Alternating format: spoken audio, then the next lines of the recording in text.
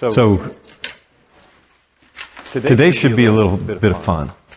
Because You're looking forward to this one, you said. I look forward to this. These are all things that actually surprised me. Some of you may know some of these. I didn't know most of these. We often think of science being at odds with our faith, Christianity, and nothing can be further from the truth. That's what we're told, but it simply is not true. And I'm a scientist. I love science, and seeing how much science our faith is actually based on is great encouragement to me. So let's start with a song. This is Be All Right, and then we'll start our lesson and gives Joy a chance to catch up. Let's go ahead and start with a prayer. Heavenly Father, thank you so much for this time together again to share all the amazing things that you have provided us with and take the message from this song that no matter what's going on, it'll be all right. No matter what we face in life, it'll be all right because you're in charge and we can trust you, and that's all that really matters. And I pray these things in your name, Lord Jesus. Amen. All right, so we've been working our way through our Christian worldview, and if you've noticed, I've used almost no Bible to prove Christianity. Our worldview is based on evidence beyond just the Bible. The Bible is kind of the carrot on the top, right? It's the cherry. It's what gives us so much encouragement. But you can see everything you need to know about God, truth, evil from the world around us. And we're going to look at the last kind of puzzle. We've touched on it in some of the other sessions, but science. And like I said, I love science because, well, that's what I am. I'm a scientist. But before we get started, I've taken a little bit of a beating on the internet, because we post these, right, about my credentials as a non-science person. So for those of you that may not know, I actually am a real scientist and engineer. But I've lived science since I was a little kid. I always liked to see nature and figure out how it works. I took things apart. That was just kind of my thing. I could put them back together, so it's a good thing. But I started working in research labs when I was a sophomore in college, and worked all the way through. Got my PhD in chemical engineering. And I worked on both the atomic level systems, where we were putting a single layer of atoms on materials for NASA, to integrating technologies for here on Earth. And obviously I work in the oil and gas industry now. I've been an engineer for 25 years in the oil and gas industry. I have a professional engineering license in the state of Texas. So I am a real scientist and engineer. I'm also a Christian. And those are not in conflict in any way in anything that I do. Yet, people will say it is. And people will say, and they've accused me, it's like, I don't know what I'm talking about. I showed a few of my textbooks today, because I have a lot of chemistry background. I have a couple of bookcases full of textbooks that I have personally had to read and study and use in my professional. That does not make me an expert in any way. So I also have a theology degree, as you guys know. I got one this year. I got a master's and doctorate in theology. So I both have science and theology, and it's not in conflict in any way. So for those people that care about credentials, I have some credentials, but credentials are not important to have this conversation. There's nothing that we've talked about that you need a credential to understand. It's just, if they need credentials, then okay, that's the purpose in me getting the credentials in the first place. So I think the focus, and I think the focus of everyone should be application of knowledge, not just knowing things to know them. And too often, especially on the internet, people want to show you that they're right. And their rightness is somehow going to trump what righteousness is. Being right even if you're wrong is kind of the... But as a scientist, if you're really going to do science, you have to let the evidence lead you wherever it goes. Truth is what you're in search of. That's what science is. That's the reason science came out of Christianity. It's the search for the truth, the search for how God has done this amazing thing which is our world and us and the entire cosmos. So I think the one constant, though, that we always struggle with across every discipline, doesn't matter what your discipline is people disagree and interpret things differently. There's not a consensus really in any field of study. And I think that's okay. The important thing is to understand that everybody has the same burden of proof for whatever their opinion is. Many say to us that there's no God. I really think our response should be, what's your evidence of that? We're too quick to try to defend our faith, and we should be able to defend our faith, but we should keep the burden of proof on the person making the claim. If they say no God, then okay, what is your evidence? I'll show you mine, and then let's see whose evidence makes more sense.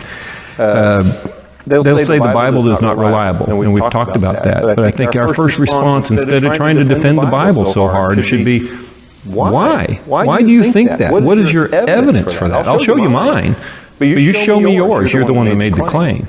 And I think if we took that tact and used the cumulative scientific approach that everybody wants to use, we have an opportunity to show that their opinions actually are not as reasonable as our Christian faith. And I think we've walked through that, or tried to walk through that, over and over again. And the classic argument we talked about a few weeks ago was, if you can't test it, observe it, then it's not real. It's a scientific method, right? Well, science itself can't be tested that way. It has to presuppose all these other things that are not testable, like mathematics themselves, like logic, like reason, like the laws of nature that everybody takes for granted, our consciousness. We take all these things for granted, and the scientists do as well, but it's not science. It's actually beyond science. And I think when we allow them to take the intangible things for granted, we kind of allow them to take an advantage over us. We need to point out that they're taking credit for the intangibles. So science is not what everything is about. I'm a scientist. I can say that engineering, we can make things work, but there's things beyond that science and technology cannot and will never be able to explain. And that's kind of where Christianity comes in. People say Jesus is not God. Well, then the question is, who is he? He's not God. C.S. Lewis said it perfectly. He's either a liar, a lunatic, or Lord.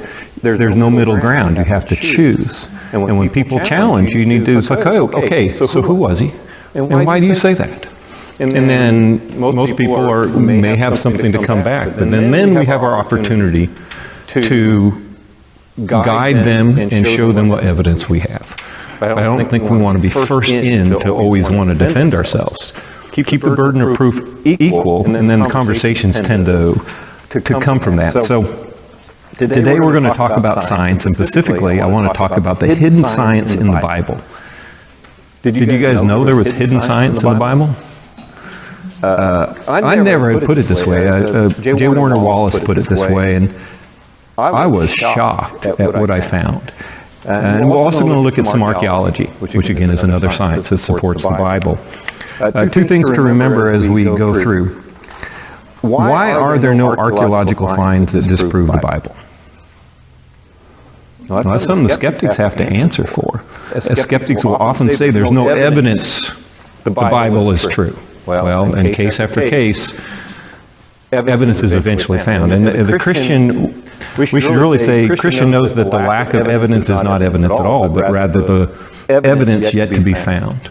And as far as I know, I've never seen an archaeological find that disproves any story in the Bible. In fact, they always approve of the stories. There have been some cases where archaeologists have gone out with an agenda to disprove the Bible, and they basically don't look very hard. And someone comes in after them in the exact same place and finds the evidence needed to support the Bible. We're going to talk about some of that as we go along today. So any kind of questions, comments before we get rolling?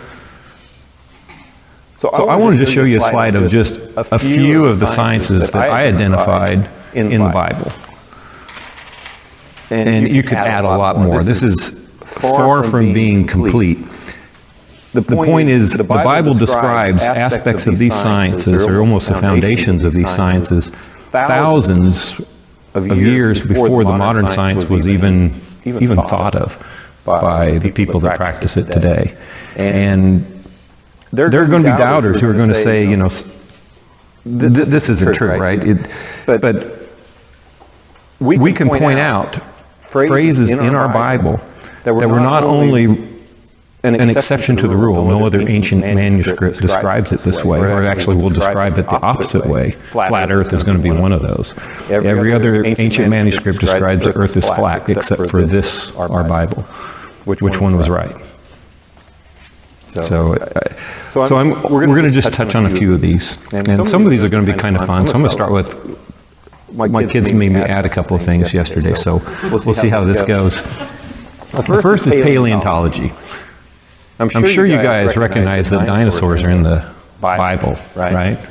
Right in there in Job, it says, "Look at the behemoth, which I have made along with you, which feeds on the grass like an ox. What strength it has in its loins, what power in its muscles in its belly. Its tail sways like a cedar. Its sinews of its thighs are close knit. Its bones are tubes of bronze, and limbs are like rods of iron. It ranks first among the works of God, yet its maker can approach it with his sword. Hills bring it their produce, and all the wild animals play nearby. Under the lotus plants it lies, hidden among the reeds in the marsh. The lotus conceal it in their shadows. The poplars of the stream surround it. A raging river does not alarm it. It is secure. Though the Jordan should surge against its mouth, can anyone capture it by the eyes and trap it and pierce its nose? That's Job chapter 40, verses 15 to 24. Anybody guess what it might be? We don't know, but I got a pretty good guess. Want to see my guess? Brachiosaurus. This is from Jurassic Park. Now you tell me, when you see the tail swinging back and forth, does that look like a cedar?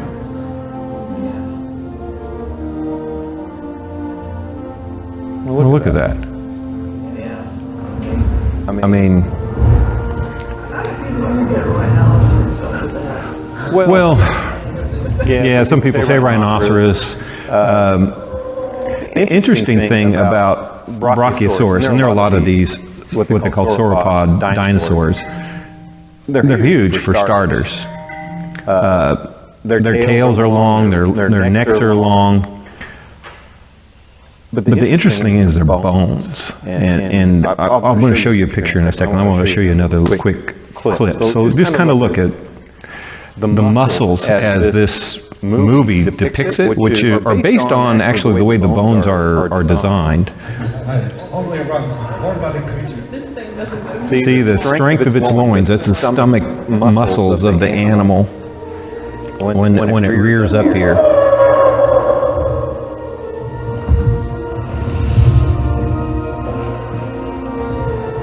Now, obviously, we can't guarantee this is exactly what a Brachiosaurus looks like, but it's a very good depiction.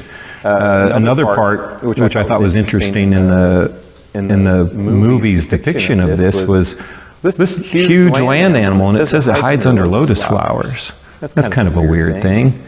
Well, oops, I screwed it up, of course.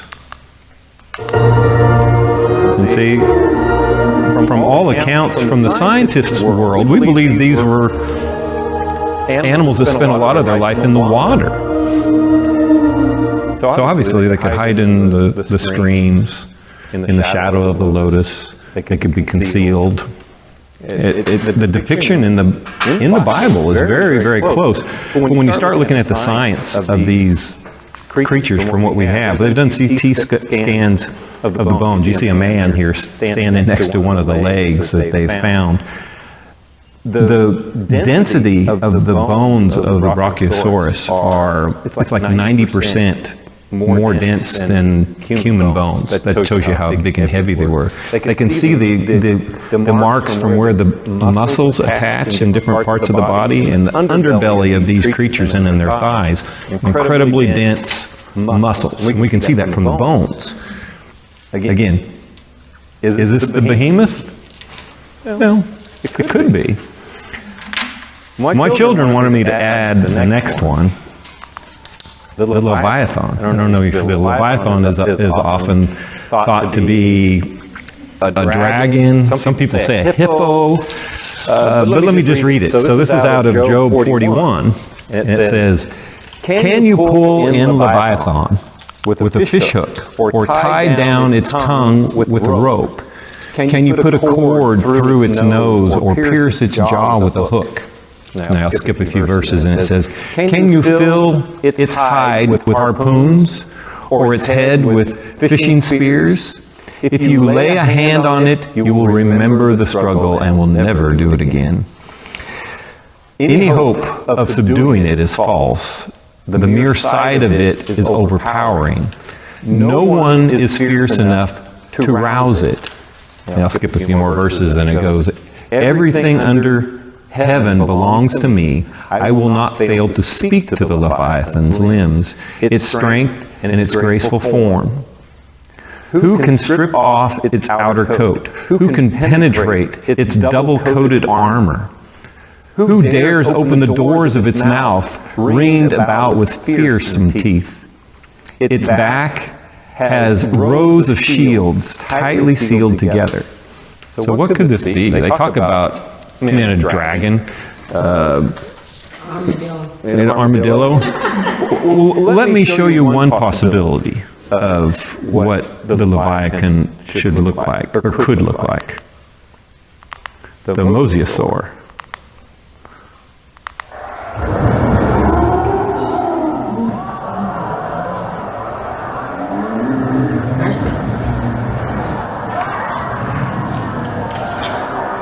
They just found a skeleton of the largest one ever found in Scotland. There was a big land along the seashore, a big cliff fell down, and the mouth of the one they found was, I think they said 6 feet across, like 8 feet long.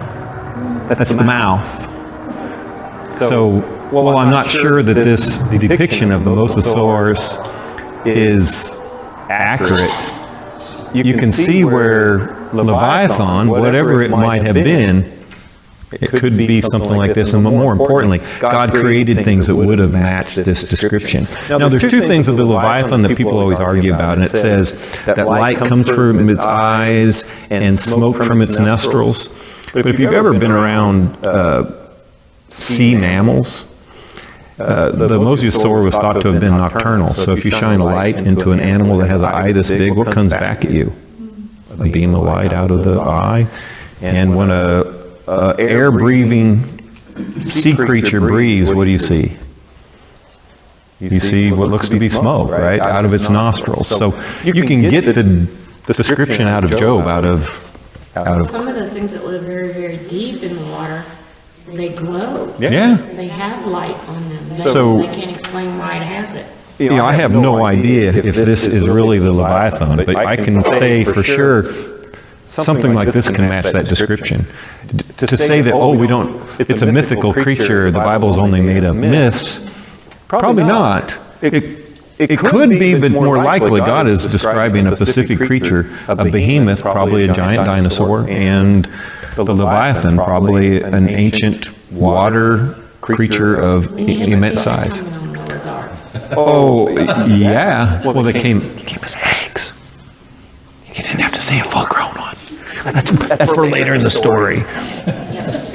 So, yeah, these stories in Job, our paleontology has discovered creatures that actually match these descriptions in the Bible. And I every time I see one of these, it's like I look at these descriptions in the Bible, it's like, yeah, those descriptions actually are pretty accurate to what these creatures most likely look like. Another amazing one is oceanography in the Bible. The valleys of the seas are exposed and the foundations of the earth. That's Psalm 18:15. Why is that exciting? Well, before about 1500s or so, everybody thought the ocean was like a bowl. It would slowly slope off, and there was a sandy bottom called the abyssal plain. We still call it the abyssal plain in science. And that's what people thought the ocean was. There was no geographic features in the ocean.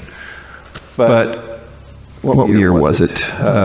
This is the Marianas Trench, just off of the Philippines, actually, off of Guam. It's the deepest part of the earth. And you can see it doesn't look very flat. Does it look like a valley of the sea? Yet modern man had no idea about this.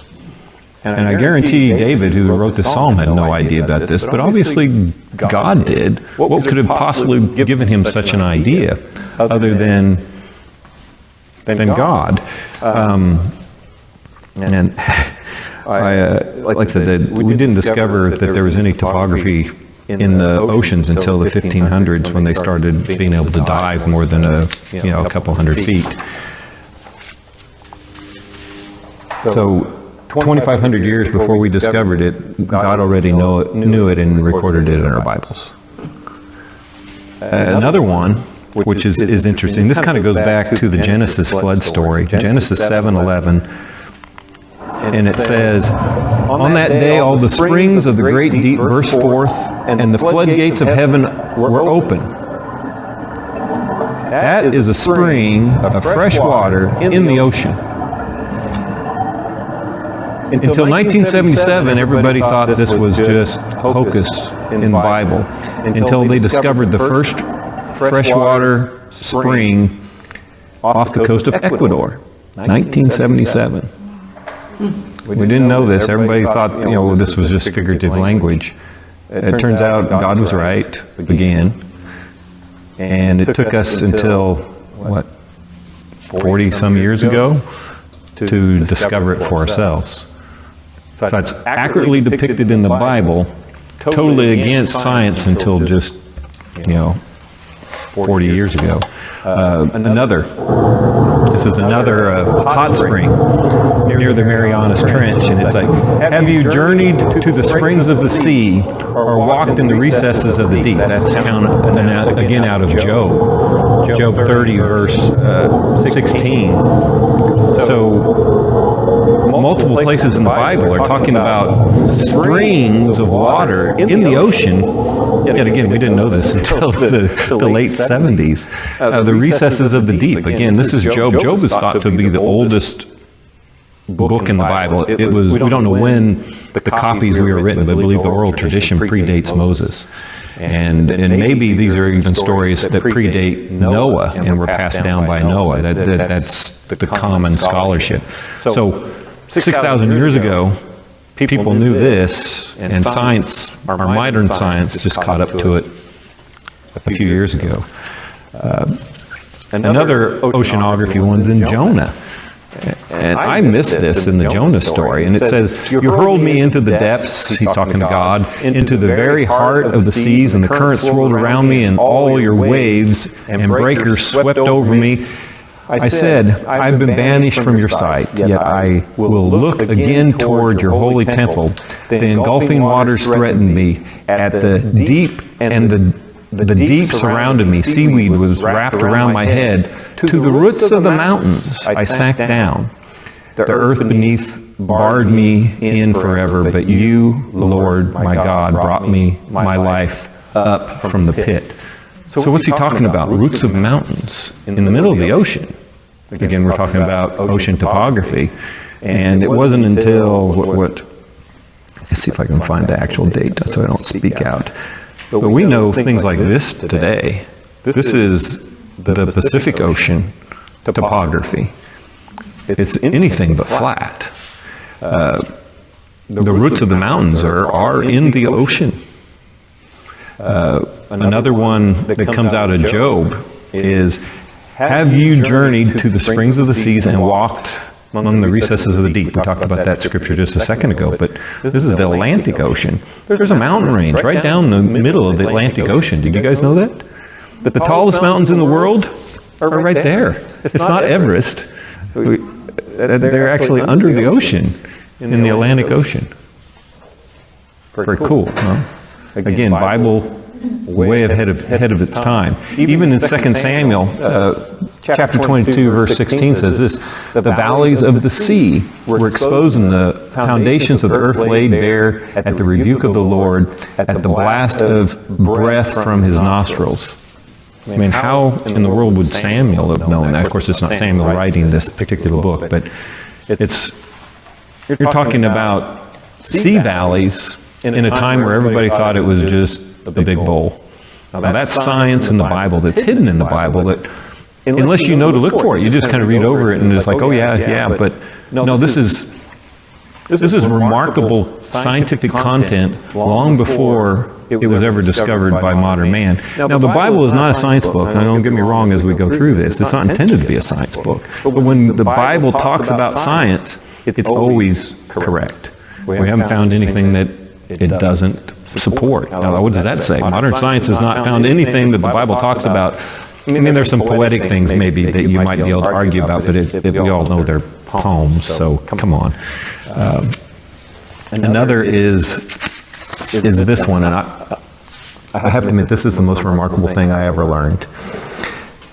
Ocean and wind currents were discovered from this psalm, Psalm 8:8. The birds in the sky and the fish in the sea all swim the paths of the seas.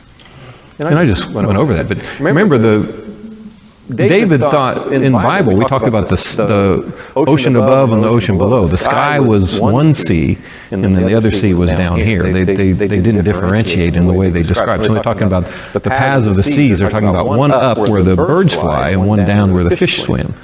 But what are these paths in the sea? And the Hebrew word is ork, and it actually means a path or a pathway. And it turned out there was a guy by the name, it's Matthew Maury, Fontaine Maury. He's considered to be the father of oceanography. And this is one of his books, is A Physical Geography of the Sea. Maury lived from about 1806 to 1873. And Maury was a U.S. naval officer, and he was a Christian. And this phrase in Psalms caught his attention. And he vowed, he's written in one of his letters, he vowed to find these paths in the sea. And this is kind of an excerpt from one of his writings. It says, I have always found my scientific studies that when I could get the Bible to say anything on the subject, it afforded me a firm platform to stand upon and around in the ladder by which I could safely ascend. As our knowledge of nature and her laws has increased, so has our knowledge of many passages of the Bible improved. The Bible called the earth the round world, yet for ages it was the most damnable heresy for a Christian man to say that the world is round. And finally, sailors circumnavigated the globe and proved that the Bible was right, and saved Christian men of science from the stake. And as for the general system of circulation, which I have been so long endeavoring to describe, the Bible tells it all in a single sentence. That's Matthew Maury in one of his books, basically saying, in a single sentence, it described it. So what happened is he started measuring the temperature of the ocean when he was out. And he was able to find effectively what he calls the rivers of the seas. These are the currents that we now take for granted. And what's amazing is these are rivers with stronger flow than any river on land. And it has changed navigation forever because they were able to map these currents, which helps navigation, right? So you're going with the flow, especially. So these are basically like liquid channels in the oceans, and they circulate. And my kids just learned about this in science. But the entire, no one ever thought to look for it until Matthew Maury read his Bible. And that's where modern navigation comes from. Pretty cool, huh? I have to admit. So, do you know what navigators originally were called on boats? Pathfinders. You know how they got the name? Psalm 8:8. Matthew Maury coined the term, and it's stuck today. They still call them pathfinders. Yeah, finding the path. It also includes wind currents, and we'll talk about that in a couple seconds, but he also discovered the wind currents, which again makes aviation possible. Without understanding of those wind currents, it would change everything. Cool, huh? It is pretty cool. When you think about the birds, they instinctively know to follow those wind currents. Yep. And when they're going the opposite direction, they know to stay out of the major currents. It's really amazing. And the creatures knew it. God knew it, but it took us a lot of time to catch up to it. But hidden science in the Bible. Another example is geology. I would have missed this one. I had to have someone point it out to me. But the earth, from it comes food, and underneath it is turned up as fire. Its rocks are the source of sapphires, and its dust contains gold. That's from Job. You think about it, the ancient man didn't know that everything under our foot was molten fire, but Job did. He knew that pressure and that temperature actually is what creates sapphires, believe it or not. That is the source of sapphires. It's actually pretty well described. It's pressure and temperature. That's how sapphires come into being. So in a really simple sentence, but God is I never realized how much science was accurately depicted in the book of Job. And when God is speaking, we think it's poetic, and it's often talked about as a poetic book, but it's very scientifically accurate, which is just amazing. It sure did take them a long time to catch on. Yeah, well, another one's astrophysics. I love astronomy. Job 26:7 says, He spreads out the northern skies over empty space. He suspends earth over nothing. It doesn't sound like very much to us, but there was not a single ancient culture that thought this. The typical ancient culture was something like this. This is a picture of the Hindu depiction of the world, where it's being supported by a turtle or elephants. Some of the Chinese culture, it's like a goldfish or a koi fish. The Greek culture had it on Atlas's back. It was always something was on the foundations of that held up the earth. The Bible is the only ancient text, with no exceptions, that depicts the world as being suspended. There's no exception. And there's a reason for that. And I like this picture. This is taken from the moon, right? And you can kind of, it's just like suspended over nothing. And it is. It's really, it's just, we're just hanging out there in space.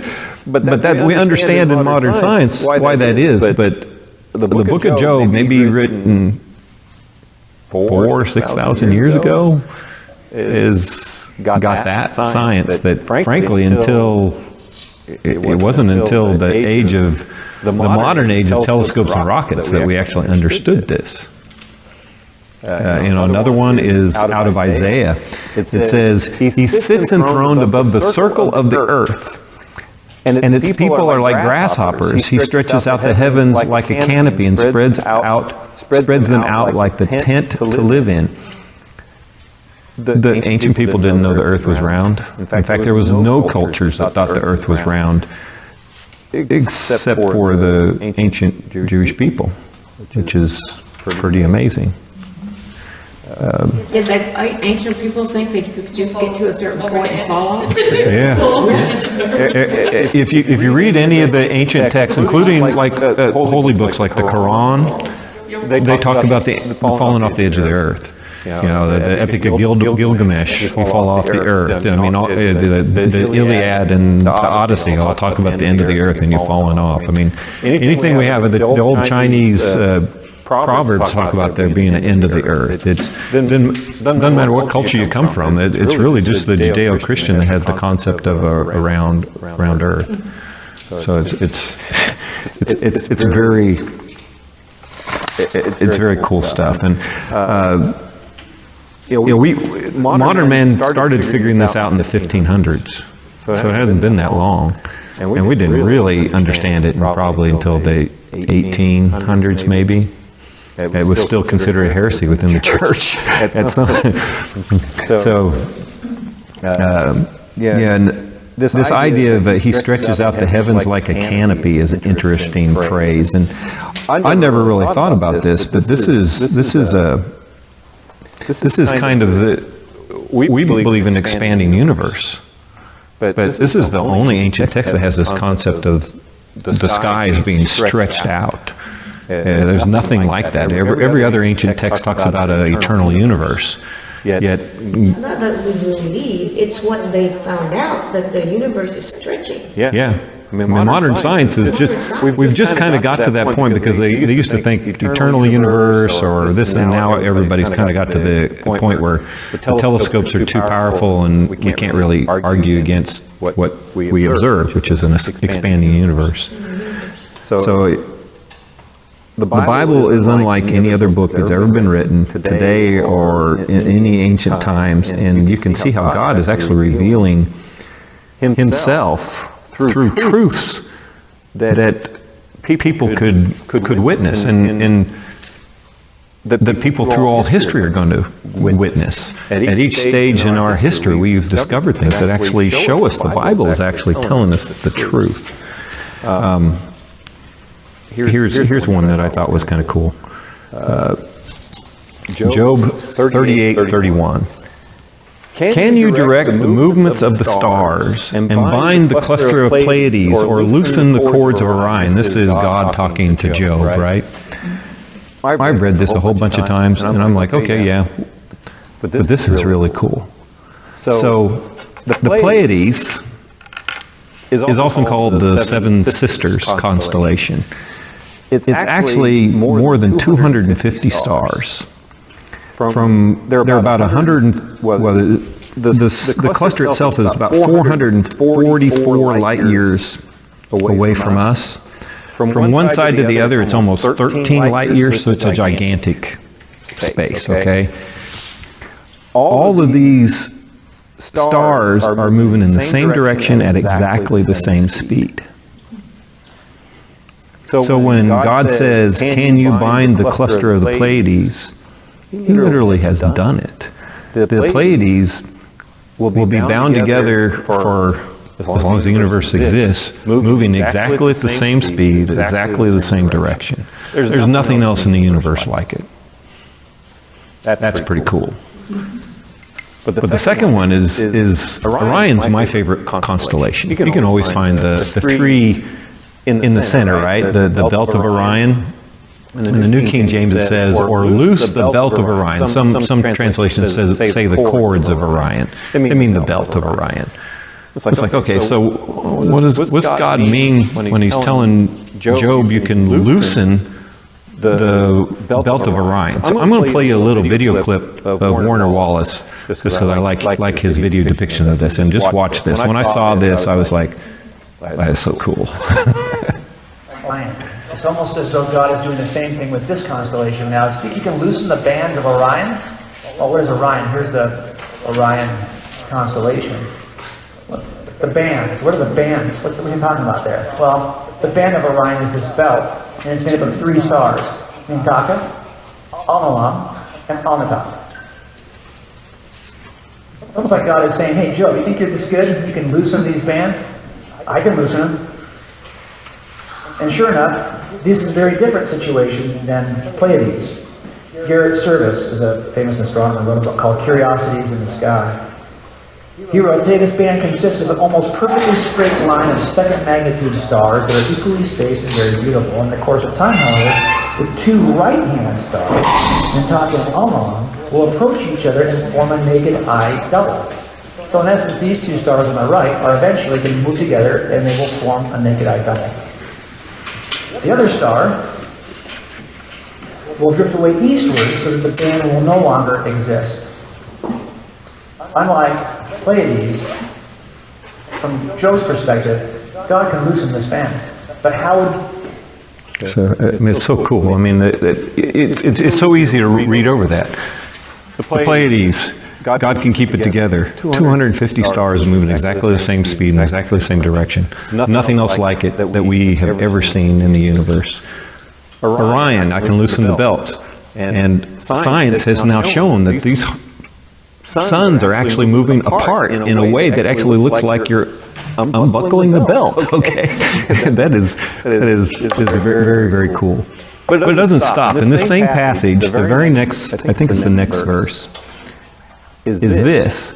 And I'm going to read out of the King James because it's using the original Hebrew words of Mazzaroth and Arcturus. So, canst thou bring forth Mazzaroth in its season, or canst thou guide Arcturus with his sons? Also, okay, so what is he talking about? I use this one because it used Mazzaroth. Mazzaroth is the Hebrew word for constellation or constellations. Any guess what God is talking about bringing forth in his season? It's the constellations. So, you know, as we watch the seasons, it always rotates and there's always a new constellation in the sky. God is talking about He's going to bring forth the constellations in their season. Right here in Job.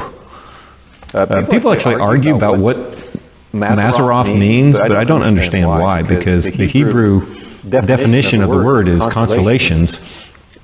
It seems pretty obvious to me that he's talking about the seasonal constellation shifts. And then the next part, who can guide Arcturus? And I use the Hebrew word, the modern Bible sometimes use the Great Bear, but they're not referring to the Big Bear constellation. We're talking about a particular star, and it's actually the one that's it's at the bottom of the constellation we call Boots. So what's the deal with Arcturus? Why is God saying, well, why can you guide Arcturus? What is he trying to get to us that is remarkable about science? Well, let me tell you a little bit about Arcturus.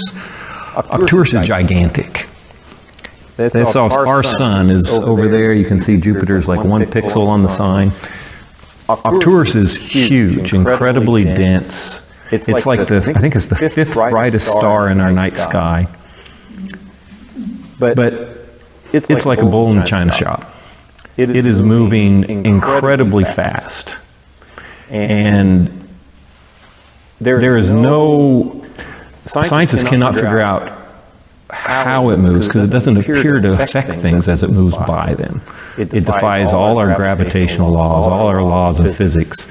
And a famous astrophysicist, I think he's the head of the Goddard Space Institute, I can't remember what his name was, but he said that Arcturus is like a law all of itself. It defies all of our understanding of astronomy. So who can guide Arcturus other than God? Because God made Arcturus different than everything else. And he said so in the oldest book in the Bible. And I find that just amazing. When I heard that I did some research figuring out what Arcturus was, and it's like, this is just, it's the anomaly of the skies. If you read astronomy books, it's an anomaly. Nobody can figure out what the deal is with this. And God says, well, yeah, you can't figure it out because I'm the one that's guiding it. Pretty cool. So that's astronomy. I just love that. Any questions? I know I've been going through these quick, but I have a lot of them to get through. So I want to kind of hammer through them as I can. But yeah, I mean, the Pleiades, Orion, Arcturus, and Mazzaroth, they're just... When I heard Wallace present it first, before I did my own research to see what he was talking about, I was like, this is just very, very cool. Another hidden science in the Bible, hydrology. Ecclesiastes 1:7. All streams flow into the sea, yet the sea is never full. To the place the streams come from, there they return again. I mean, if that is a very good description of the water cycle. Flows into the sea, evaporates, condenses, rains back exactly where it came from, right? It's easy to not see it, but when you see it, it's like, oh, that's actually a very good description of the scientific water cycle. Again, hidden science right there in front of our eyes in the Bible. And there's not a scientist that can refute that, because that's what it is. Meteorology, Ecclesiastes 1:6. The wind blows to the south and turns to the north, and round it goes, ever returning on its course. That doesn't sound like much, but they have no depiction of this concept. In fact, currents go all the way around the planet, round and round and round. The jet streams, this is true. This is actually exactly what takes place. But they had no way of observing that, yet God gave this knowledge to what I think is Solomon in the book of Ecclesiastes. And I think it's easy to miss it, but once you see it, you can see that it's an accurate description of the way science is known today. And this is one of the scriptures that Maury used along with Psalm 8:8 when he was looking to try to determine the wind currents, because it was saying they came around, and he actually discovered the jet stream. In addition to the sea currents, he's also the discoverer of the trade winds, which obviously made a big difference in navigation, especially with sailboats at the time. Again, if it wasn't for someone looking in the Bible, I don't know when they might have discovered that. But he used the Bible as his foundation, and this is what he's able to find. Another one, which is this might be too science, but in physics, we talk about the laws that govern everything in our universe, right? Well, in Job 38, God says, "Do you know the laws of heaven? Can you set up God's dominion over the earth?" Dominion, that's the laws that govern the earth. He's talking about the natural laws. It's not obvious, but when you read more of the passage, that's what God is talking about, how the world runs. And he's showing that there's actually effectively natural laws that the world is based on. There was no understanding of that in the ancient world. That's not until we got to modern science. Another is thermodynamics. This is out of Isaiah 51:6. Lift up your eyes to the heaven, look at the earth beneath. The heavens will vanish like smoke. The earth will wear out like a garment, and its inhabitants die like flies. But my salvation will last forever. My righteousness will never fail. Oh, this is God speaking. So the earth is going to wear out like a garment. Does anybody know a scientific law that actually says that? Second law of thermodynamics, the entropy, where useful energy is always going away. The universe is actually depleting its supply of useful energy. That's what the second law of thermodynamics is, and here it is in Isaiah 51. It's also in Psalms. Psalm 102 says effectively the same thing. In the beginning, you laid the foundations of the earth, and the heavens are the work of your hands. They will perish, but you will remain. They will all wear out like a garment. Like clothing, you will change them, and they will be discarded. I don't know how, it's a very clear way to describe second law of thermodynamics in an ancient text. I find it pretty cool. And there's a bunch of others, and I would love to do these all day, but I know we have limited time. But I'm just going to touch on a bunch of them real fast. Physiology is talked about in Leviticus 17:11, and it talks about the fact that the life of in the blood, right? Anatomy is talked about in Psalm 139, which talks about you being knit together in your mother's womb. embryo growth. Health is talked about in Leviticus 15:13, where it's talking about why you want to wash your hands in running water. We know that in modern medicine, that if you wash in the same pool of water over and over again, it actually is not washing at all, right? It's a big push in the hospital that you have to wash your hands. Yep. We get dinged if you don't wash your hands after you. Because there's a reason. But I think one of the most remarkable ones, and I did not know this, I labeled it hematology. It's out of Genesis 17:12, when God told them to circumcise the boys on the 8th day. Does anybody know why the 8th day is so special? I did not know this. The clotting. It's the day that the clotting factor is at its maximum. It's the highest level, is on the 8th day after birth. The level of vitamin K is at its highest, and something called prothrombin. Is that Yeah, okay, I can't pronounce it. But all those aid in the ability for that child to handle that procedure, and it's the 8th day. And there's no way anybody in the time of Moses would have known that, yet our modern science has identified why God said that. And I think that's just amazing. So I got one more, maybe we can do it before we take a break. I got to do it this one. I just love this one too much. The flood. The flood. Everybody knows this story. But I want to focus in on a part of the story that people have trouble with, which was how much water there was. There's a couple of issues they have with the flood. They'll say first of all, it's like there's no way to get all the animals on the boat. Well, what they failed to understand is it never said you brought adult animals on the boat. And so if you brought baby animals or eggs, you got plenty of room on the boat. And I've seen the boat. There's a copy of it up in Kentucky, and I'll show you a picture in a second. So, okay. They'll talk about... what? Of each kind, not every species. Well, exactly. Well, even if you had every species, it's a big boat.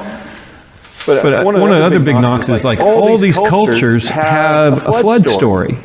And my response is, yeah, that's because it's happened.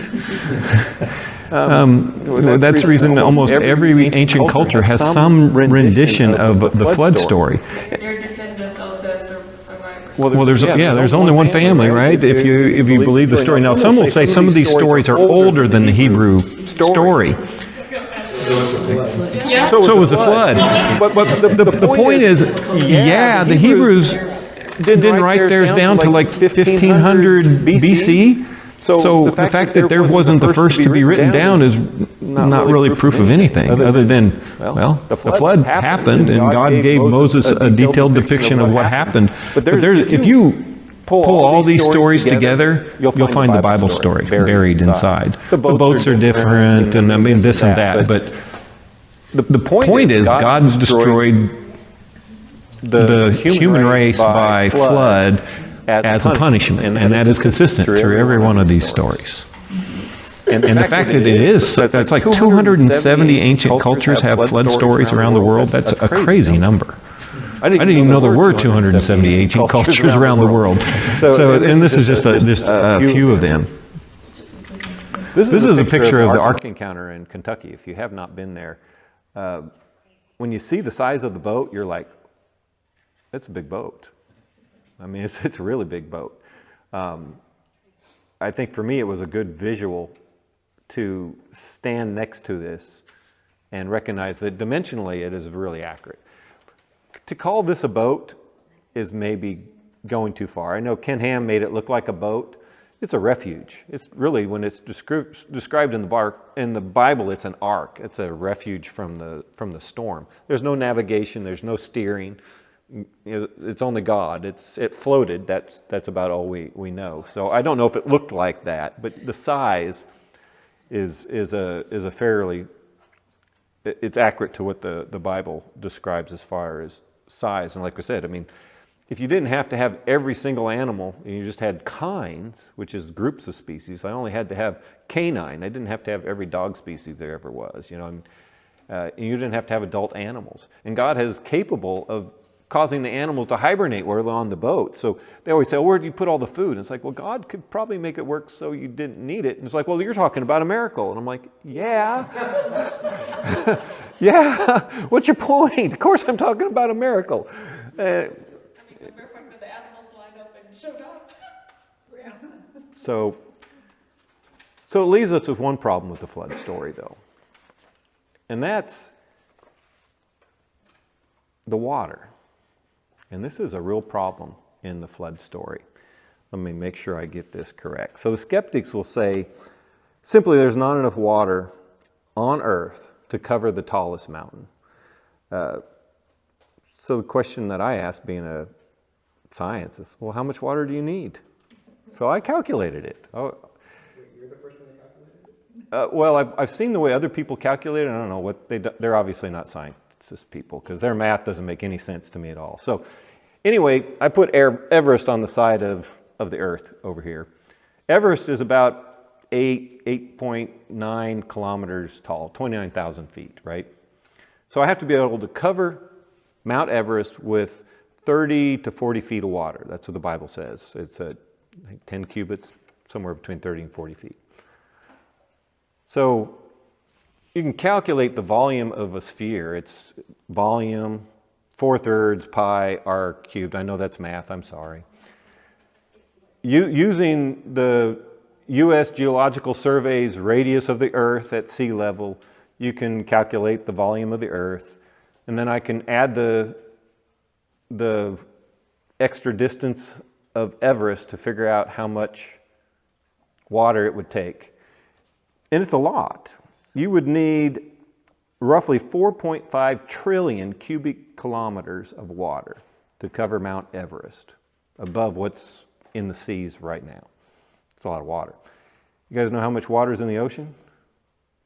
About 1 trillion. So we're talking about roughly 5 times as much water that's in all the oceans. Good question. They've always said there wasn't very much. But I was reading an article in October of this year. This quote is out of Geoscience World. And they published this article, not knowing what they were publishing because it's just a discovery, right? According to the article, they have discovered an ocean in the mantle that has roughly 5 to 6 times as much water as all the oceans. They estimate it to be about 7 trillion cubic kilometers of water.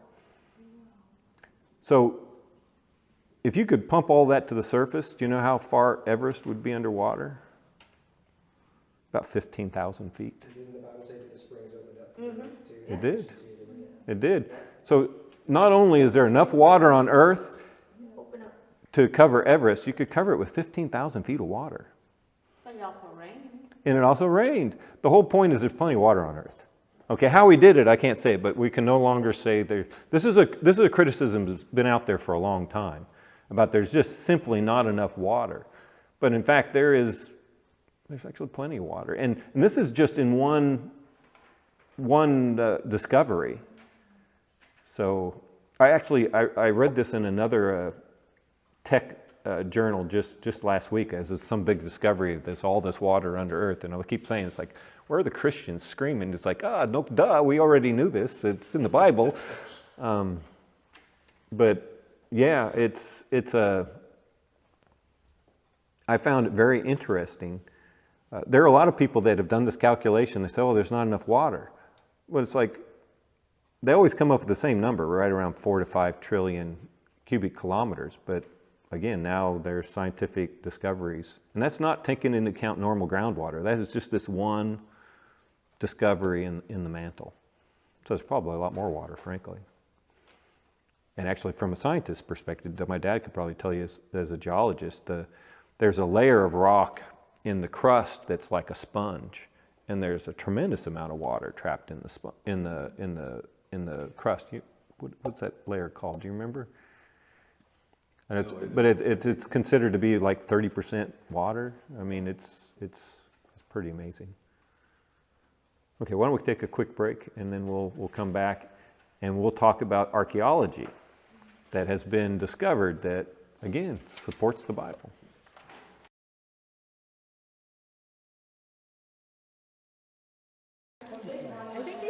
interesting. Oh, the science is so cool.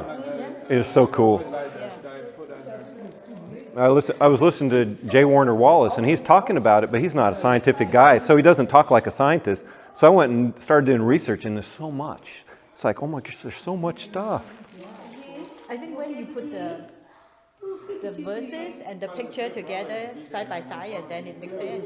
Yeah, I mean, I've read all those. I never saw science in any of those verses. But you see it, it's like, oh, this actually matches the science. Amen. All right. See you later. See you next week, my friend. That was like, okay. Oh.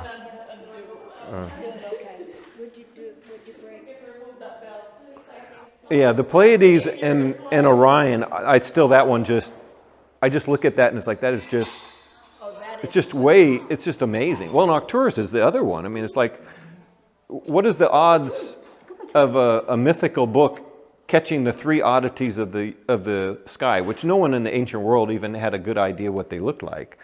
I mean, obviously, that can only come from God.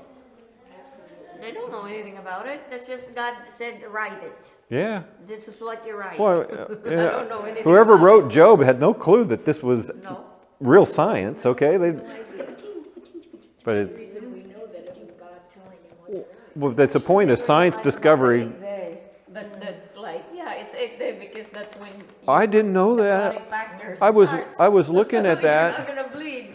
Well, it's one of those. If this is if theory Okay. of Job being a book free fly and got passed down the oral tradition. Yeah. Well, I mean, that's what most people think. Yeah. Oh, I mean, now it doesn't matter anymore because we have technology. No, there's no technology before to stop bleeding. You have to be able to stop on your own. But I mean, God chose a Pacific day, and that day is like the day. I mean, it's like wow, that is like. Always mentioned 7th day, and now it's on the 8th day. Yeah. So why is the 8th day? Well, there's a reason, and it's like. Nowadays we don't need it because we have cautery and we burn them, so it doesn't matter anymore. But in the ancient days, you Yeah. were able to stop on your own. If not, you bleed to death. No, it's. Not gonna stop. Now you just burn it. Yeah, the hematology one was one I never imagined was actually. Actually, when you mentioned that, I'm already like, I never thought of it before. No, it's. Why is it there? I never asked that question. Is it like, okay, 8 days? Well, that's one of the more remarkable ones because it's Yeah. like, But why the I 8th don't know, day, it's right? Like, oh, it's gotta be the bleeding. Body factors. No, it's very cool. Well, I want to go ahead and probably get started because that way we get a chance to get finished because I know you got to leave for bells. Girls, we're starting. They're in there opening that bag up. That's all right. Oh, big of the back of the lake.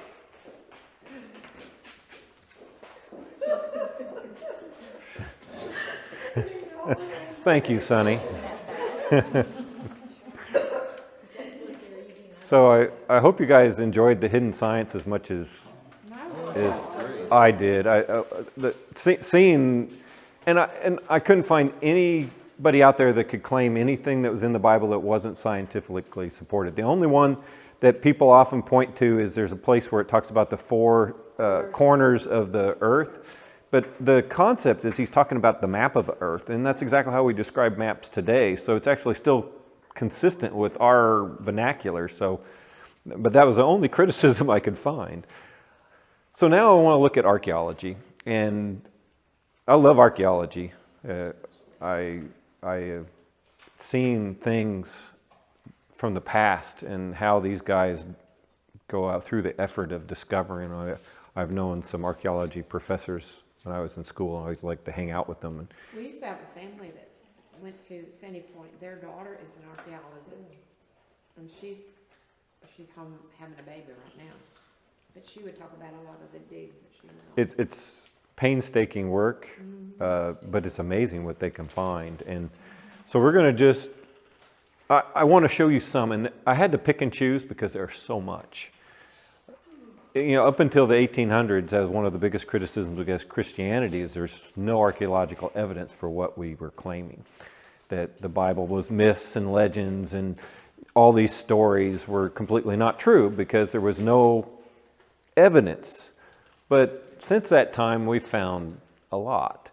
This is, I just thought it was a cool picture, but this is a place in Israel called Beit Sanan, and it is where the Jezreel Valley and the Jordan River come together. This would have been part of the Decapolis in the time of Jesus, and this was the city center. Jesus would have walked these streets because this was a junction city between Jerusalem and Galilee. So every time he went between Jerusalem and Galilee, chances are he walked those streets. So I thought that was very, very interesting to kind of start with that. The bottom line is that when an archaeologist actually believes the Bible and uses the Bible as a roadmap, it's been amazing what they've been able to find. When you don't, you don't. One of the most common criticisms was that Pontius Pilate was not a real person because there was no record in history of Pontius Pilate as the governor of Judea. None of the Roman histories have it. Whoops. It's not going to do this to me again this week, is it? In 1961, in Caesarea Maritima, they found this. And this is called the Pilate Dedication Stone. And what's interesting about this, it names Pontius Pilate as prefect of the Roman province of Judea. It names the Caesar at the time, who I think was Tiberius, I think. Most likely this was given to Pilate by Herod, who was dedicating whatever it was about. But it's dated to somewhere between 26 and 36 AD, which is exactly the time period where we believe Pontius Pilate was the governor of Judea. So archaeological proof of the Bible is correct. So it's Bible 1, skeptic 0 as we go through our thing. And I thought this one was very cool because this is the only, and since then they found other writings that have Pilate's name on it around Judea, but this was the first. And it wasn't until 1961. You know, some have doubted, I think I just showed you that, right? Did I not show you that? Oh, okay, I was sorry. This is the Israel stele. And this was discovered in 1896 in Thebes in Egypt. And people often obviously question the authenticity of the Old Testament. And in fact, until the mid-1800s, people believed that Israel actually had never been a nation. That was the normal argument, that there was never a national Israel. There was no historical evidence or archaeological evidence of such. And then they found this. This is from about 1200 BC, and this is a pharaoh that wrote a history of him conquering parts of Israel. This is after the Exodus, and what most historians believe is this pharaoh was going into Canaan to try to replenish his slave population. And he talks about places in Israel, and he talks about the king of Israel, which at the time was, let's see who the king was. Let me get this right. I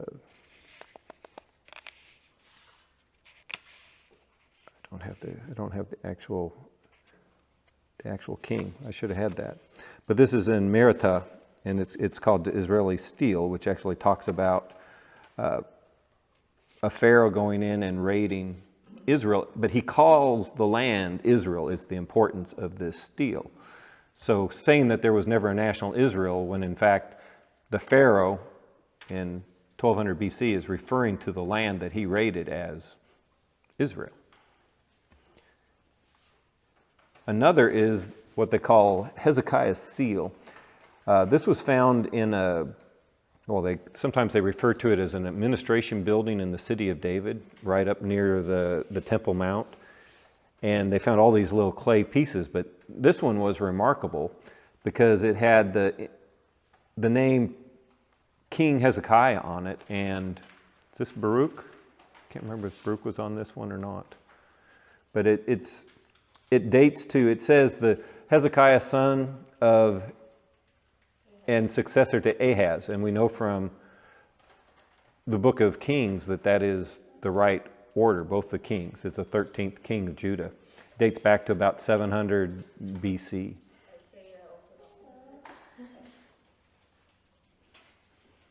I have a dog complaining at me, sorry. But they found a whole bunch of these little clay potteries. I mean, they're not much bigger than this, but incredible treasure trove of archaeological finds that support a lot of the history in the Bible. Any questions? I mean, I think this one was very cool because it has real names, and it dates back to the right people and has the right father. Another one and this is considered one of the greatest finds in biblical archaeology, and this is called the Black Obelisk of Salmaneser. The Black Obelisk of Salmaneser was found. It's in the 1940s. It was found in 1846 in Nimrod, Iraq, which is just kind of south of like Mosul area. And Mosul is the ancient city of Nineveh, or the ancient city of Nineveh is near the modern city of Mosul, to give you an idea where that is. But this dates back to 827 BC. Salmaneser III was the king, and it has 4 sides. It's this black clay tablet, and it shows many of the conquests of the Assyrians. And this dates back to the time they were oppressing Israel before they actually defeated Israel. But the amazing thing about this is on one side of the obelisk it has this depiction, and it talks about King Jehu, king of Israel. And Jehu is the guy who's bowing down and paying homage. This story is actually in 2 Kings chapter 9 and 10. Where Jehu went to pay homage to the king of Assyria, and here it is on an archaeological find. And it says King Jehu of Israel right on it. It's actually the only picture in antiquity of Salmaneser and Jehu. So, I mean, whether that's really what they looked like or not, it's the only images we have of these two characters. I think that's kind of cool. So again, a Bible story supported by archaeology. Imagine they had to chisel that in the rock, you know? Oh, yeah. I mean, some of these are amazingly detailed considering what they had to work with. Mm-hmm. Another one is Sennacherib's prism. And Sennacherib's prism was found in Nineveh, or modern-day Mosul. And it refers to, well, sometimes it's referred to as the tailor, so you might have heard that term. But this discovery corroborates the events that are talked about in Isaiah 36, Isaiah 37, as well as 2 Chronicles chapter 32. So what is depicted on the side of this prism? It confirms that Sennacherib was the king of Assyria and that he raised up against Hezekiah, the king of Israel. And another thing that I actually don't have in here is where they discovered this is what they have a wall, which they call the Lachish relief. So Sennacherib came against Judah to conquer Judah and conquered Lachish, which was the last walled city of Judah other than Jerusalem. Yet there's no depiction on the walls of the defeat of Jerusalem, only Lachish, the second most important city. Why is that? Well, they were not righted, they were defeated. They were defeated in Jerusalem. So when Sennacherib got back, he told of his victories, but he forgot the part that when God killed 180,000 of them. Yeah. But it matches up the story, because why would the king brag about the second most important city? And so he has this big area in the ancient city of Nineveh where he wrote about these, and this is where the Sennacherib prism comes from. I don't have the Lachish relief. Success, but the defeat part Yeah, you leave that one out. Well, the victors get to write the history, and sometimes you just don't write parts of it, right? How big was that thing? It's about this tall. That's a lot of writing on I think it's 4 feet tall. I think I have it in my notes. I just didn't say it. Oh, sorry, it's 15 feet tall. So it's like, yeah, it's big. I thought it was smaller than that. The other one, the obelisk, is smaller. But the Lachish relief is like the side of this room, and he basically depicted the story of his conquest of Judah. And there's actually a section that's blank, and biblical archaeologists think he had planned it for Jerusalem, but he didn't get to do that one. So, oops. But like I said, I don't have that one on there. So, but this I thought was so interesting because, one, we know for certain that it's Nineveh because it says it's Nineveh on this, and then we know the kings. We know the storyline from the Assyrian perspective, which matches up pretty well with the Bible account. And then I think all of us know this one, the Dead Sea Scrolls. How much do you guys know about the Dead Sea Scrolls? They were found in an area called Qumran. It's near the Dead Sea. It's about 7 miles to the south of Jericho. What I was unaware of, and they keep finding scrolls. So when they say Dead Sea Scrolls, it's not one discovery. It's a discovery that started in 1947 and it continues till today. They're still finding things. There are scrolls that date to 300 BC that have been discovered in Qumran. And every book of the Old Testament has been found in almost its entirety except for one, the book of Esther. That's the only book that's not recorded there. And the importance of the Dead Sea Scrolls is they date so old, it totally has washed away the concept of the slow creep of Scripture. Because we have Old Testament copies from 300 BC, which are essentially identical to the ones we have today. So over 2,300 years, no creep of the Scripture, which is, again, that kind of kills that big argument you always hear. And the Dead Sea Scrolls have really made a big impact on that. So from 300 BC to 1947 and then beyond, basically. Yeah. No change. And in our modern versions, and what we had before that, you go back to the Latin Vulgate is in good agreement. You can't say perfect because it's translated documents. In good agreement with the 300 BC version in the Dead Sea Scrolls. Yeah, same message. Remember, these are copied by hand, so there's variations in the word usage that people use. They didn't write down character by character. When people translated in the ancient world, they would read a passage and then they'd copy the passage. So their own word usage would sometimes get into the script, but the message is always the same. That's the reason there's variations in Bible manuscripts, yet no change in the overall message. But the Dead Sea Scrolls, completely amazing. Do you guys know the story of how they found these? A bunch of kids were playing in these areas, and a kid threw a rock into a cave and heard a crash. So he went and investigated, and he'd hit a pot. And so he grabbed up these papers and took them back to his parents, thinking they might be worth something. So he started selling them kind of on the black market. And it took a while for people to discover where they were coming from, because they were but it was just one of those freak events. And God had it come out at the right time, because it was a time where the Bible was being challenged quite a bit. So I think the next one is probably my favorite, which is Jericho. The guy you see in the picture is Bryant Wood. He was the second major archaeologist to do digs around Jericho. I can't remember what the lady's name was that came first, but she was an atheist, did not believe the Bible, so she didn't find anything.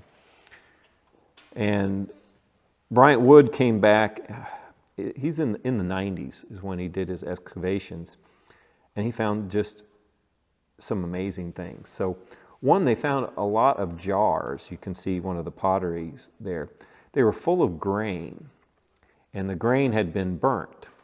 The significance of that is, in the Bible story, it talks about the fact that it was a time of harvest, That's when they came in to the Promised Land. And God told them not to plunder Jericho. In the ancient world, if you defeated a city, you took all their supplies. You would take the food. Yet the Bible says they burnt the entire city, including the supplies. Well, they found these jars with burnt grain in them that date back to the time of Joshua. And the fact that they are huge storehouses of grain. They also discovered that the walls all fell out when they were, whatever caused them to fall. The importance of that is effectively making a ramp so that Israelis could walk into the city, and they can find that. But the remarkable thing was this little piece of the wall that you see here. There was only one piece of the wall that still stands, and it still stands today. Any guess what that piece of the wall is? The Bible actually tells us. It's Rahab's house. Only one piece of the wall, and the Bible actually predicts that one piece of the wall did not fall. That is most likely the house of Rahab. And, it's in Joshua chapter 3. It tells that, she let down the Israelite spies, and then they promised that if they stayed in the house wouldn't be destroyed. And it's the only part of the wall that still stands. And this is 3,000 years later. I think that's pretty cool. It's who would think? But again, archaeology matches, and it's a northern portion of the wall. And Dr. Wood talks about the fact that it appears to be a house that was attached to the outer wall of the city, which again matches the Bible story perfectly. Very cool. So you like this stuff? I really like it. Another one is what they call the Mesa stele. It's a Moabite stone, and it was discovered in 1868 in what was called Palestine at the time. That's Israel today. It's a 3-foot slab, so it's like a little tombstone. And what's amazing about this thing, the inscription pays tribute to the sovereign, celebrating his great building works and victories over the kingdom of Israel during the reign of Ahab, son of Omri. So in the Bible, we have accounts of the Moabites defeating Ahab, son of Omri, king of Israel. And here is the Moabite king basically commemorating that on this stone, which was found in 1868. Again, it's interesting from the perspective that it matches the story that we have in our Bibles very consistently. And seeing it from the victors on the outside makes it completely, these are not Jews trying to make up the story of their own defeat, most likely. So make sure I get that up. Another one is what they call the Weld Bundle Prism. Let's get this one right because this one's kind of neat. It was found in 1922 in Babylon, Iraq, or where we think Babylon is. It contains a list of the Sumerian kings. It's also referred to as the Sumerian king list. We learned about this in our archaeology class recently. The interesting thing about this list is it talks about the flood, and it talks about kings that were before and after the flood. One of the most remarkable things about this is the kings before the flood lived tremendously long lives, like 800, 900 years. And then after the flood, surprisingly, very short lives, less than 100 years, which, again, very consistent with the Bible story. It dates to about 2,000 years before Christ. So it dates before any of Moses' writings. And yet it depicts exactly the same thing. This would have been what we call the Chaldeans in the Bible at that point. So it's very interesting that it has bits and pieces of the Bible history that we see in Genesis from the Chaldeans' perspective. Again, very, very, very interesting in the fact that it kind of confirms the flood and it confirms the lifespans, which are one of the things people often criticize the Bible about.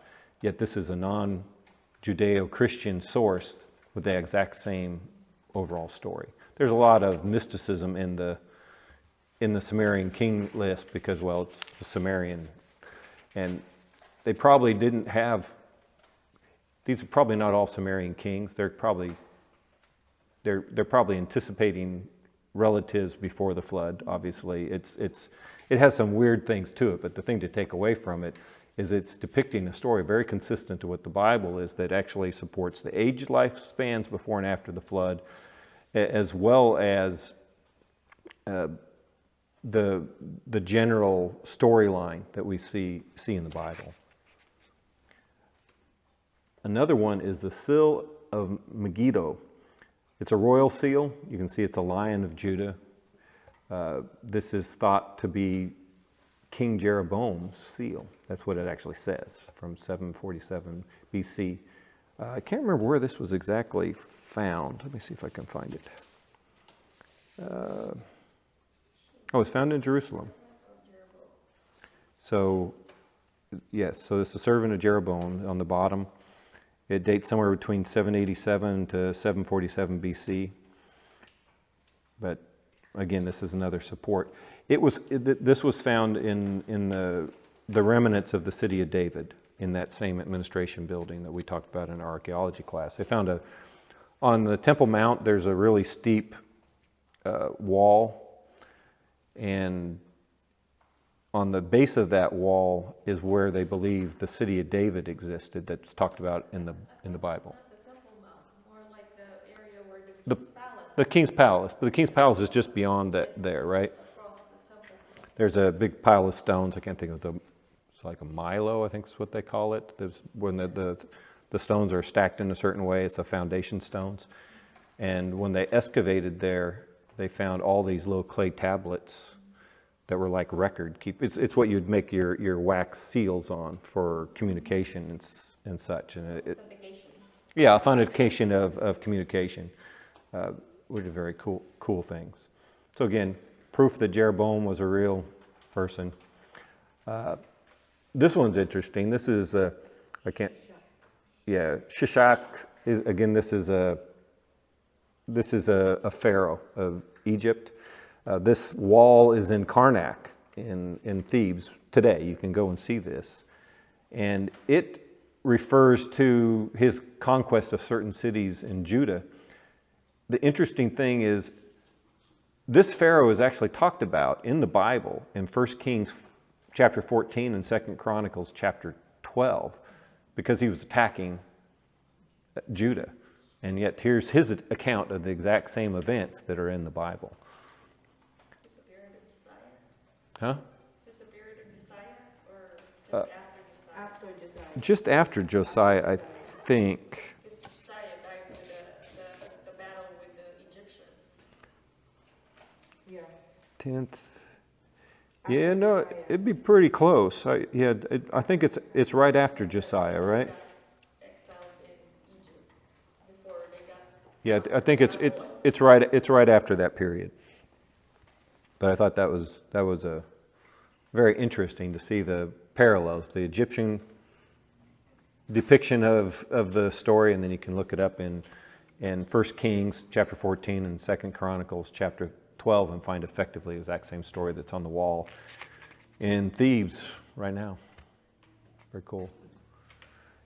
And then this one is I think one of the more remarkable ones, and I can't remember exactly. This is in Tel Deir Allah, Jordan, is where this discovery was made. That would have been the land of the Moabites in the time of Moses. And this tablet that they found talks about the hiring of Balaam, a prophet of God, to curse. What was the actual description? He was hired, it says, the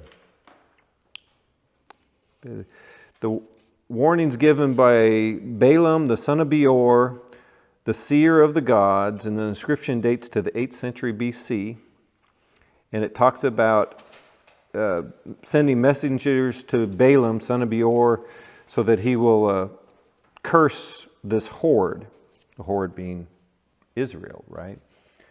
So they're not sure how to date this because it's so old. It was, you can see the outcropping of rocks. It doesn't look like a building, but obviously archaeologists find things in an interesting way. I never heard the story of how this was actually discovered, but again, there was a recorded of hiring Balaam to curse a group of people, and Balaam not doing it. That was the key part of the story. So again, it pretty much matches perfectly with the story you'll find in Numbers, is chapter 6, verses 24 to 26, where this is actually taking place. And So what is that we're looking at? that is the tablet they found inside the thing on the right is actually a building, or the ruins of a building.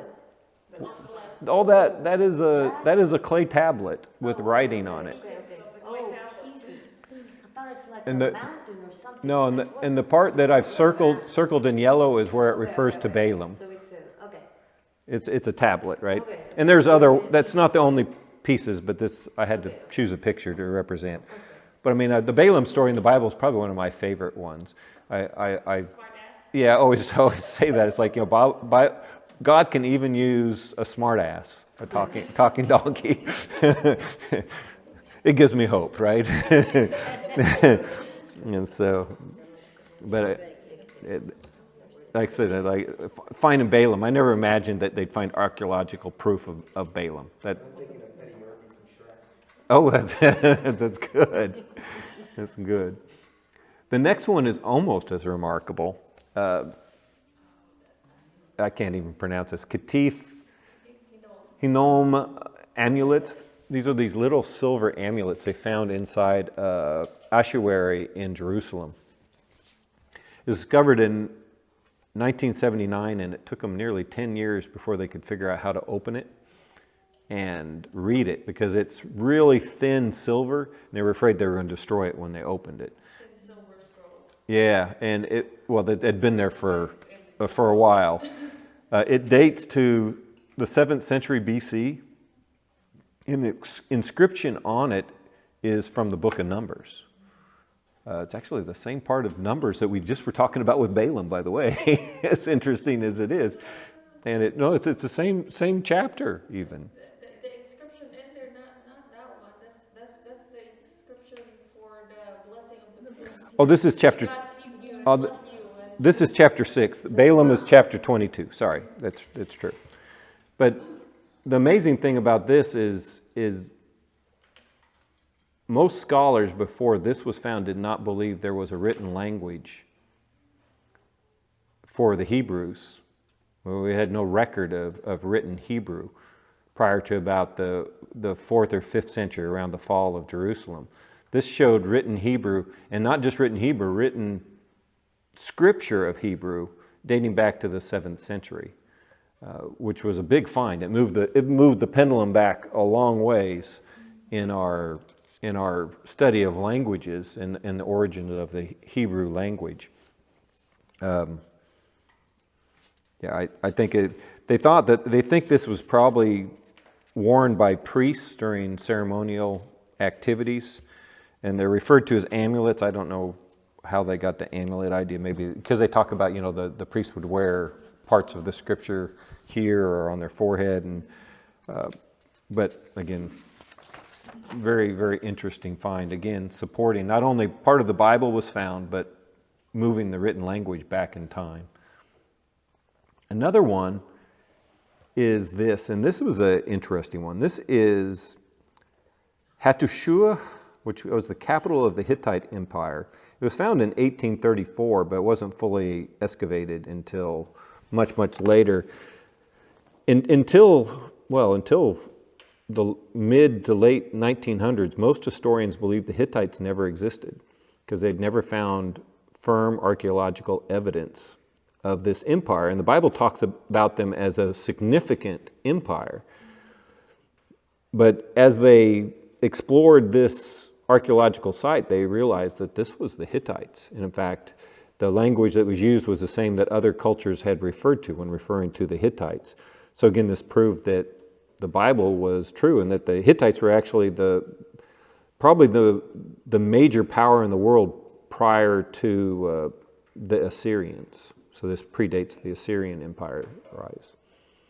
So again, it's just cool in the fact that you can, again, a story in the Bible that people questioned, and then the archaeologists find support that, well, they're real. And I think, that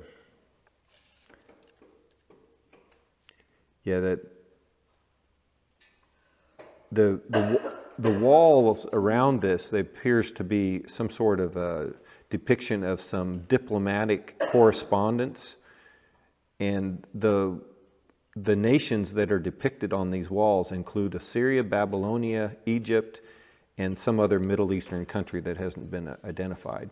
So on the walls of this relief, he's actually, the king of the Hittites is talking about correspondence with all these other kingdoms that are also in the Bible. Pretty cool. So the last one I want to go through is, obviously, this is always the one that people have the biggest trouble with, is all the Exodus story.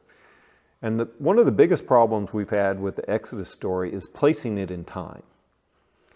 And part of the reason is we want to always put it during the dynasty of Ramses. But the timing doesn't work if it's Ramses. You've always heard Ramses was the Pharaoh, Moses, blah, blah, blah. And there's a place in the Bible that refers to Goshen as being the place of Ramses, but this is hundreds of years later after Exodus. And that's actually what most people believe now. That's because Ramses was the Pharaoh at the time that was written, hundreds of years after the Exodus. So I want you to watch this short little video. This is David Rawl, and I'll introduce you to him after he talks. This is just remarkable archaeological finds. A network of foreign people living in Egypt during the New Kingdom. While this is good evidence for the presence of Semitic slaves doing the right types of work, prisoners of war do not match the Bible's account of This picture is during Ramses' time. Meanwhile, David Rowe pointed to a different set of evidence that fits the pattern found in Egypt's Middle Kingdom, beginning with finds from Avaris. Well, what happened next? What does the archaeological record show? What we then see is that the graves of these people, we begin to see in the bones deterioration in the quality of life. We see Harris lines in the bones, which indicate famine, shortage of food and nutrients. These people suddenly become impoverished. Not only that, but we start to see larger houses, which seem to be Egyptian in design, and then smaller houses attached to them, which seem to be servants' houses. And this is what we see for the very first time. And we even find papyri with lists of slaves with Semitic names on them at this period as well. Tell me more about the bones. If we look at the cemetery population, that's the dead, if you like, and that's the evidence we have of the living, is the dead. And we look at their graves, we find something very interesting happens. At the beginning, these people seem to prosper. The quality of their lives is very good. But all of a sudden, at some point in the story, we see a degeneration. We see a degeneration in the burials and the actual graves themselves. The investigation of the anthropological data has shown us that we are dealing with people who live probably to about 32 to 34 years of age and then die. That's the typical life expectancy at the time. So we're not talking about people who prospered and went on to live into their 50s and 60s as you might expect. These people had really tough lives. So how do we explain that? What is the mechanism that we would understand why these people only lived at such a short age? And the obvious answer is slavery. So you're saying that this group that came in that was prosperous then fell on hard times? Yeah. We've got a situation of prosperity followed by a lack of prosperity and a shortage of life. So it seems very clear that these Asiatic peoples, these people who have come from the north, speaking a Semitic language, who first of all prospered in this region, have suddenly been enslaved.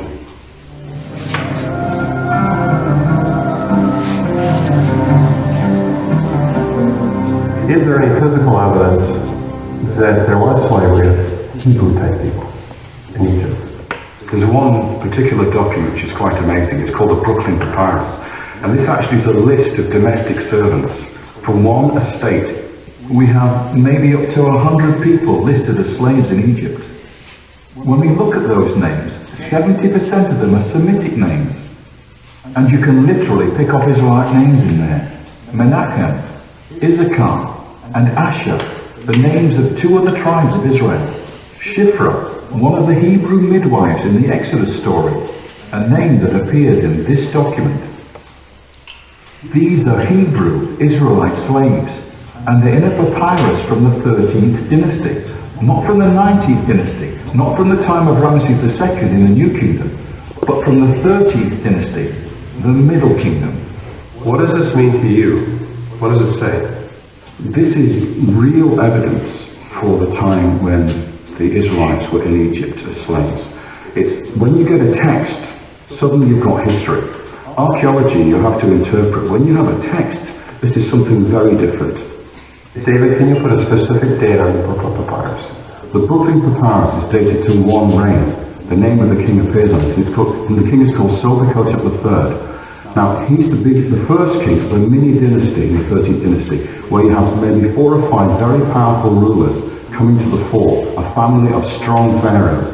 And this could be the pharaoh who did not know Joseph, the one who enslaved the Israelites, because he comes maybe 3 or 4 generations after the Middle Kingdom, when Joseph arrives in Egypt. We suddenly find this strong pharaoh, Sobekotep III, and we have this list of slaves with Israelite names. David, the thing that I'm puzzled by is why so many Egyptologists ignore the Brooklyn Papyrus. Well, this is the old problem again about time, isn't it? You have a situation here where, although everybody recognizes that this list is a list of Semitic slaves, and everybody recognizes that the names appearing in here are also Israelite names, these can't be the Israelites, because it's the wrong time period. The Israelites are much later in history. So these people we're seeing here in this Brooklyn Papyrus from the time of Sobekotep III cannot be the Israelites. All this evidence that we're finding in Avaris, this city in Goshen in the eastern delta, points us to the period when the Israelites were in Egypt, and that is the period we call the Middle Bronze Age. Most Egyptologists put the period of the slavery in the New Kingdom in the 19th dynasty, and here we are in the 13th dynasty. Some things don't match. So that's why they disregard it. So they put it to one side and say it's another coincidence.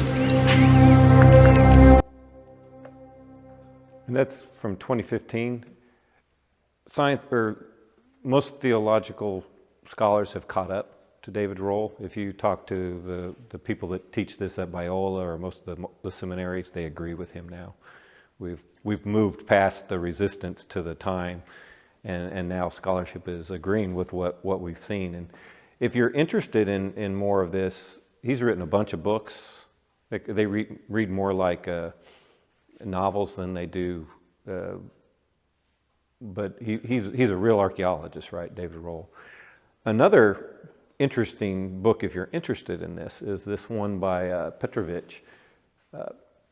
Petrovich is a linguistic expert that works on ancient Hebrew languages. He lives in Katy, Texas, believe it or not.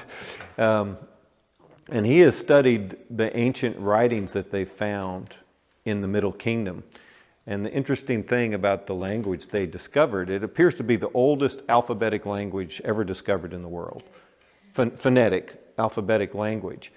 And all the records that they find are lists of like inventories. Does that sound interesting to anybody that's a Christian? What do you think that language might have been developed for? Inventories?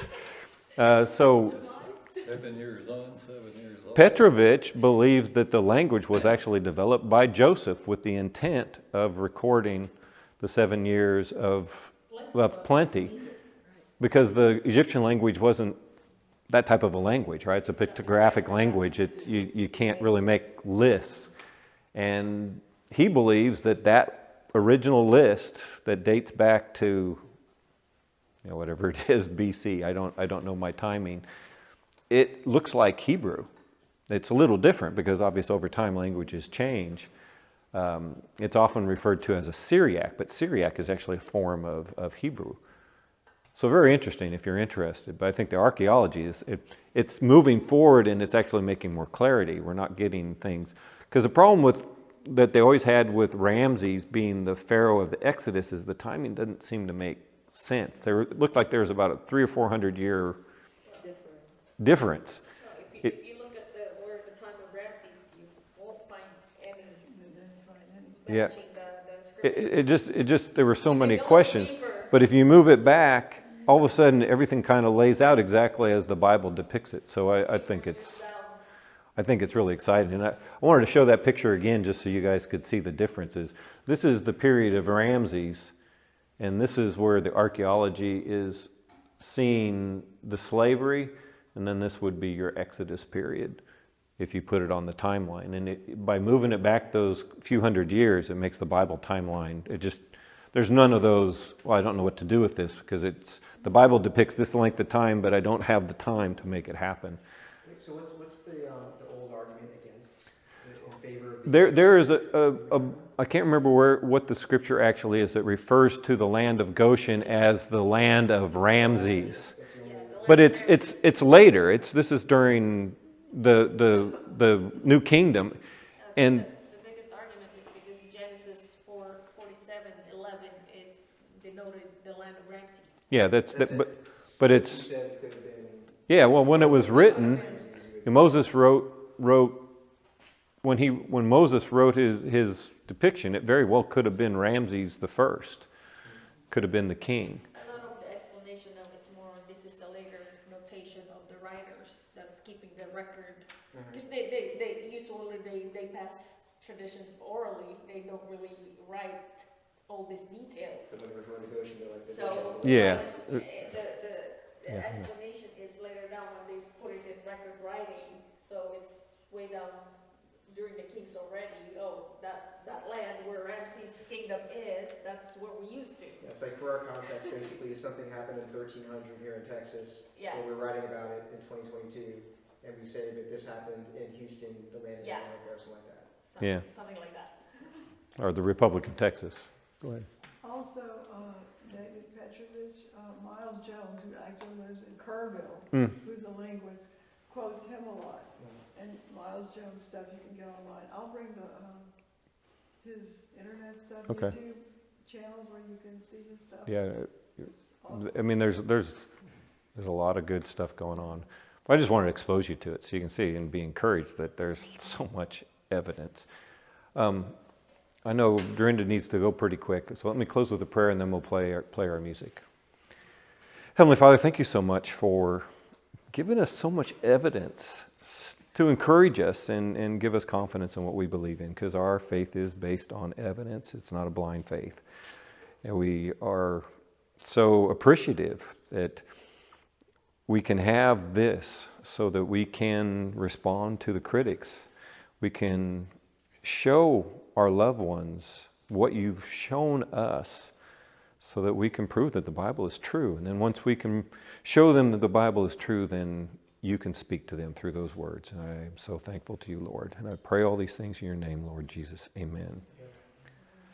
So I'll play a last song, and I know if you need to cut off, by all means. Next week, we're going to talk about naturalism versus Christianity. We'll just take it head on. It should be a lot of fun.